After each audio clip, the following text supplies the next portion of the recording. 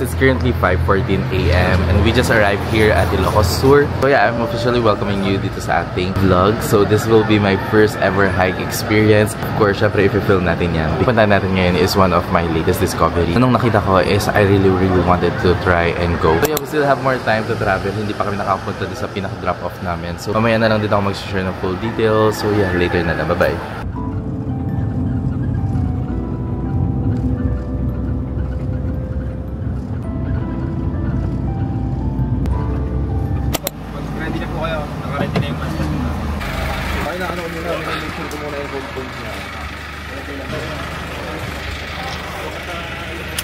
Here.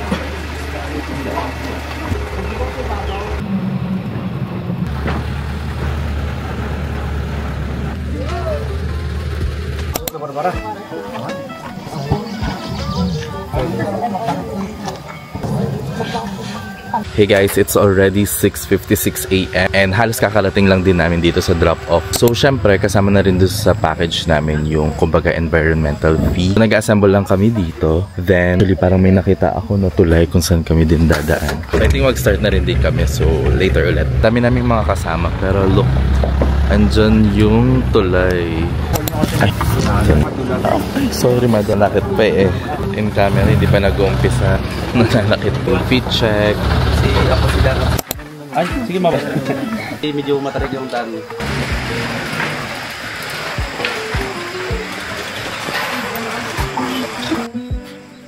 Hello. Hindi pa kami nakapag-sunscreen at saka concealer.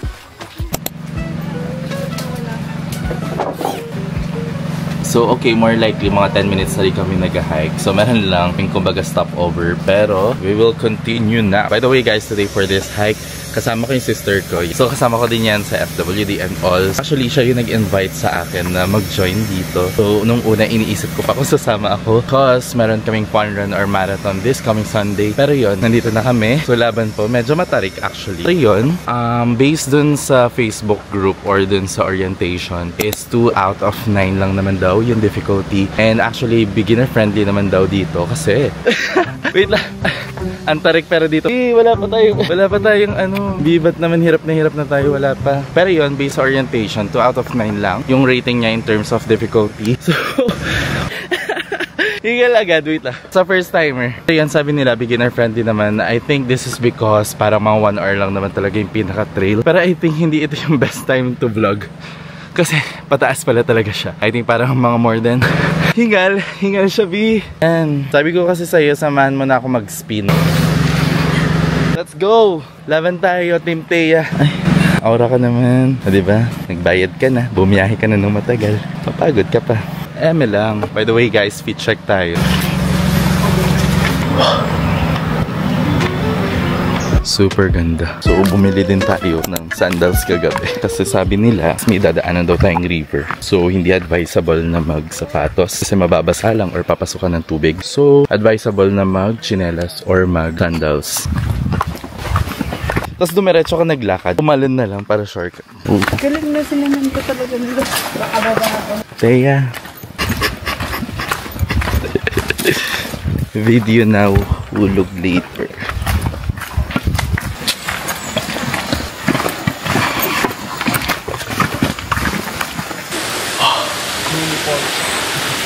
Saring, hindi yan. Okay, may papakita ko sa inyo guys. Oh, so nice. Hello! So, pupunta kami dito sa baba. Magsiswimming kami dyan. Pero, appreciate muna namin yung view. Kasi, isa pa. Ang ganda ng spot na to. I think this is the spot talaga na kita yung falls ng malayo. Dito muna kami. Uy! Tara na lang. Tara na. Ay, nahulog pa nga.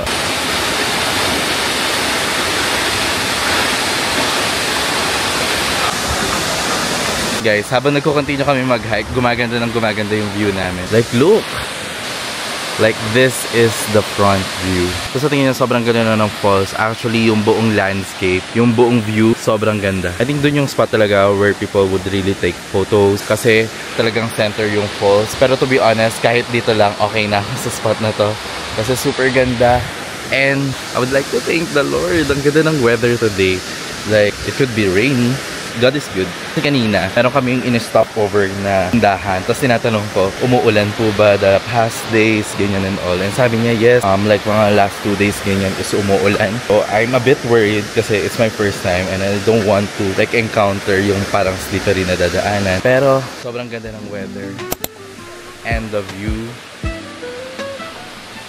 I get it now. This is the famous spot. Grabe naman. Pero mas grabe to. Oh, mapapagod pero hindi pwedeng hindi magmaganda. Priorities. Kumagat sa...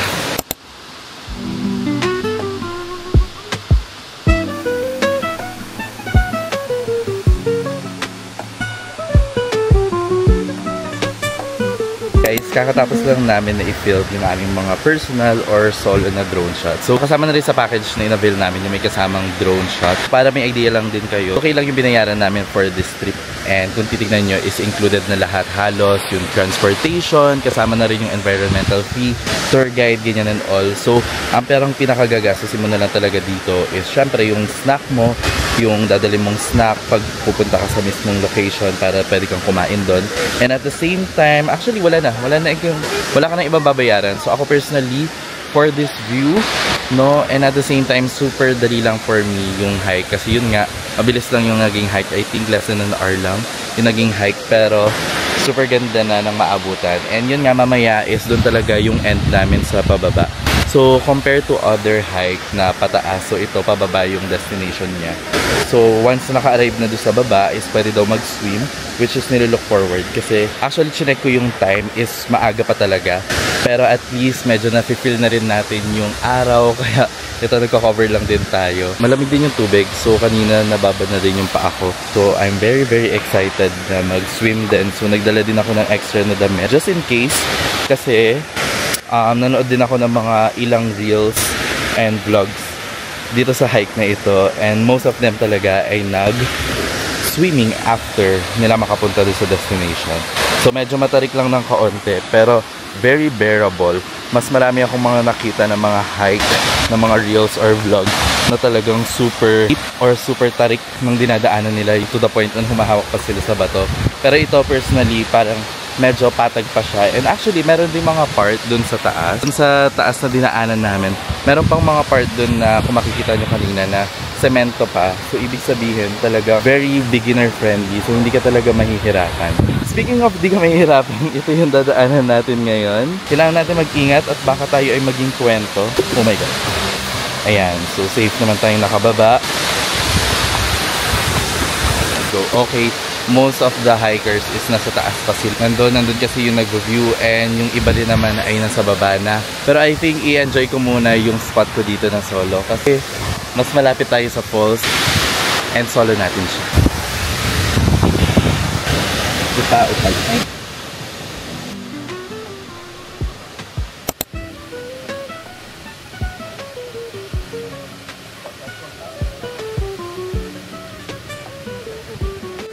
Ay, hindi pala naka-record. Ang dami ko nang sinabi. Hey guys, it's already 8:45 and we already arrived here at our final destination. Dito sa Awasan Falls, dito sa Ilocos Sur. So, I'm very, very happy na sobrang easy niya lang, to be honest. So, yung rating niya is 2 out of 9. So, I think tama naman din. And yun, sobrang bilis lang din niya. So, since sobrang aga pa naman din, I think we have enough time na kumain dito. So, if you're also planning to hike for the very first time like me, pwede nyo ito i-consider kasi sobrang dali niya lang, sobrang mura. And at the same time, gusto ko rin talaga yung pag may pupunta ka, yung final destination niya or yung final na point is meron kang abutan na something like falls or pwede ka lang talaga mag-chill. So, dito na rin namin kakainin yung mga dinala namin na snacks. Kita ko lang din ulit yung view. Ang ganda. Like, and also, maliban dun sa group namin sa mga joiners is meron din mga other groups din. Same din ang schedule sa pagpunta dito. So, ayun, kakainin muna namin yung mga snacks namin. Then, mamaya na lang ulit. Bye-bye!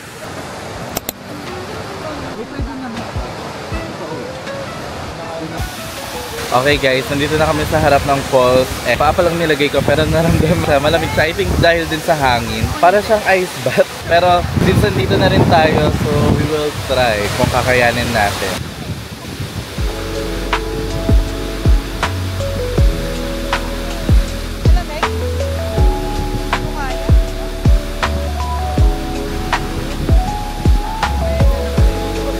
Kakatapos lang natin mag-swim, mag-reapply lang din tayo ng sunscreen. This is again from Balance. Survivor Philippines. Tamang kape lang habang mainit. Ilang taong ka na kuya? Bata, 7 si Papa. Magpi-57 o 58 na siya. 68 na si Papa eh. 58 na yan si Okay, hinihintay na lang namin yung time para makabalik at umakyat ulit dyan. Ako personally, okay lang yung sa akin na ganito lang kabilis yung hike. At least, makabiyahe din or maaga din makauwi mamaya kasi ako manggagaling or pupunta pa ako ng Manila. Hindi pa naman nag-e-end yung hike natin. So for sure, marami pa mangyayari along the way. So tuloy-tuloy pa rin natin na i-vlog yung experience na to.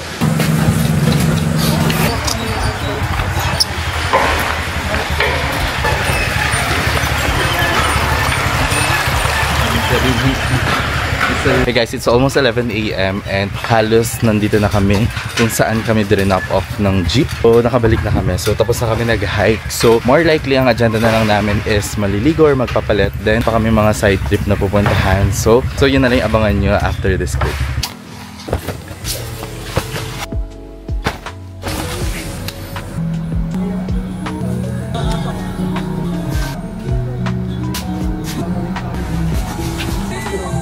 Hey guys, it's already 1:40 and nandito na kami ngayon sa La Union for our lunch. Kasama sa side trip namin, napupunta kami ng La Union. I think we have a full hour here para lang mag-chill, mag-lunch, and at the same time, mag-stroll around. Ngayon lang, food-lunch lang kami, then mag-chill lang kami dito sa La Union. Okay, ngayon lang nagka-signal with Messenger sa Telegram with our work. Lang mas-send yung mga messages natin sa Viber for our clients. Okay, change of plans. Magpapakalokal kami. Dito kami lilipat sa Carinderia. So actually same lang naman yung sineserve nila. So ang orderin namin dito ay bistec at tortang talong. Ayan. And also nabagit ko kanina na may kasama ng drone shot yung package nila for this tour. So actually na-transfer na sa amin yung aming drone clip. Pakita ko sa inyo. Ayan siya. I-share ko to soon as teaser for this vlog. Pero I'm so happy na meron akong drone clip. Ang ganda ng clip. Lumipat kami dito sa Carinderia. Order namin is tortang talong, 80, tapos 15. Tapos ito, 50. Isa din. Yun lang. Mura pa rin. Kasi syempre doon, 150 yung ulam lang. Tapos yung kanin, 20 din. So yan, tapos na kami kumain. Nakapag-transfer na rin ako ng ilang mga files or mga videos from my DJI. Para at least makapag-story na kami at this point. Yun, maghanap lang kami ng cafe. Para at least makapag-coffee lang din muna kami bago kami umalis. Ayun lang. Later ulit. Guys, it's already 3:21. Allow me to correct myself. Kanina, nag-lunch kami. Hindi pa pala kami nasa LU. Nasa Ilocos Sur pa kami. Pero ngayon, ay nandito na ulit kami sa LU. Okay, we're back after a month. Kasi nag-LU lang din tayo ng February. So, nandito ulit tayo sa LU.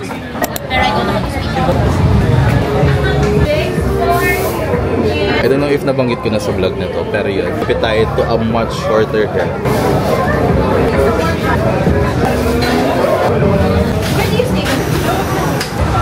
So happy na sa LU kami.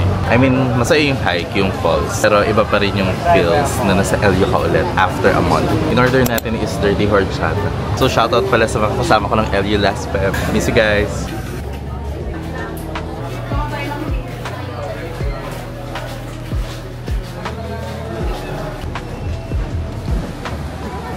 Wow! Parang gusto ko mag-extend. As usual. Ganda as always.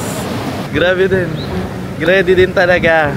Parang nilook forward talaga ang La Union side trip. Parang hindi talaga Awas and Falls ang pinuntahan.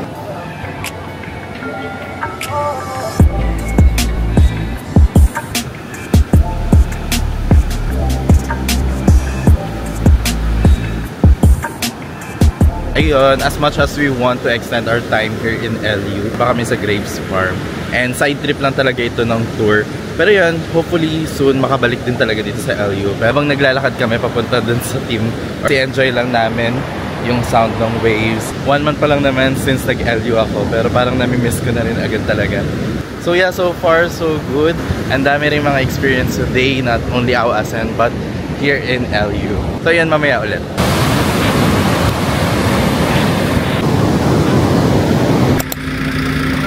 Hey guys, we are down to our last agenda for today. Dito tayo ngayon sa Graves Farm. So I think this is very famous also here in La Union. So side trip lang naman din to sa aming hike. Wala namang additional fee, but we have the option if gusto namin i-try or tikman yung mga wine nila dito. And of course, kung magustuhan din, pwede rin naman kaming bumili. Anyway guys, if you are also curious kung saan kami nag-book ng aming hiking tour, nag-book kami sa Lakbay Gabay Adventure. So pwede nyo i-check yung Facebook nila kasi it's our first hiking experience and so far, smooth sailing naman. Patapos na yung araw and we are almost done. Mabilis lang naman kami dito and I would really recommend them. Mabait yung mga tour guides and organizers and very smooth yung nag-schedule namin today. Mabilis din yung biyahe, on time lahat. So pwede nyo i-check on Facebook and pwede nyo rin i-check yung description box. Doon ko na lang din ililink yung page nila. Sana hindi ka tumatulog. Ay, ano yan? Okay, free taste, Yema. Sarap. Muna yung Grapes daw. Konti lang. Grapes wine. yes, ma'am. Ito naman yung Daw ay mangosteen. guyaban. This one is guyabano. Ito naman, ma'am, next. Ba't ito parang amoy alak na? Well, grapes. Okay, order kami ng isang grape. Okay, order kami ng isa nito, grape.